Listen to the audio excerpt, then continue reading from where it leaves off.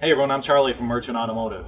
Catastrophic failure on your CP4 fuel injection pump on the 2011 to 2016 LML Duramax truck will send small metallic debris throughout the fuel system. To properly correct this, a complete replacement of all affected fuel system components will be required. Our complete solution includes everything that's recommended to be replaced to get you back up and running when a failure of this type occurs. This includes a new CP4 fuel injection pump, fuel rails, fuel injectors, all your hard fuel lines as well as the rubber fuel lines, and all gaskets and seals needed to do the job.